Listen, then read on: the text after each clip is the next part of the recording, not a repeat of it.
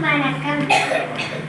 உணவே மருந்துன்னு சொன்னாங்க பெரியவங்க, மருந்தே உணவாகும் காலம் வர போகுதுங்க.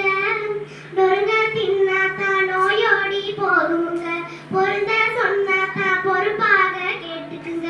நீயும் நானும் இங்கே 100 வருஷம் வாழணும்னா, நோய் நொடி இல்லாத தேகம் தொட்டு ஆடணும்னா, முன்னோர் சொன்னதையும் முறையா கேட்டுக்கணும். முதன்மை தேகம்னு தலையில போட்டுக்கணும். பாட்டி வைத்தியமோ நாட்டு சமையலோ, நாக்க ஊற வைக்கும் வீட்டு கைமணோ, 6 சுவைகளை நானும் சேர்க்கணும்.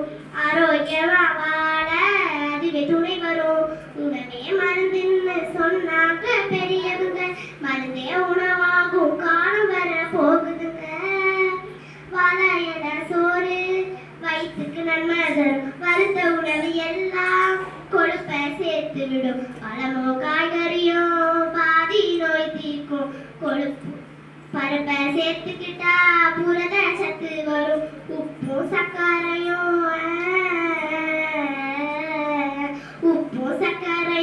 அளவை குறைச்சிக்கணும். உள்ளூரில் விளைகின்ற உணவை புசிச்சுக்கணும். துரித உணவை விரும்பி உண்ணும் பழக்கம் மாறணும்.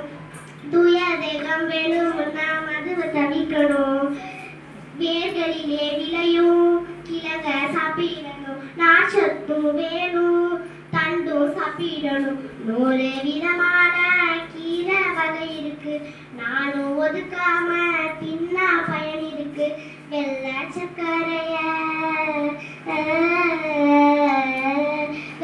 சர்க்கரைய வினைய கொண்டு வரும். வீட்டு சமையலுக்கே ஊட்டச்சத்து தரும். சரிக்கும்படியா பசிக்கும்படியா உணவு இருக்கணும்.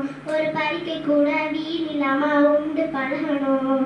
பாட்டி வைத்தியமோ நாட்டு சமையலோ, நாக்க ஊற வைக்கும் வீட்டு கைமணோ, 6 சுவைகளை நானும் சேர்க்கணும். ஆரோக்கியமா வாழ அதுவே துணை வரும். உணவே மருந்துன்னு சொன்னாங்க பெரியவங்க, மருந்தே உணவு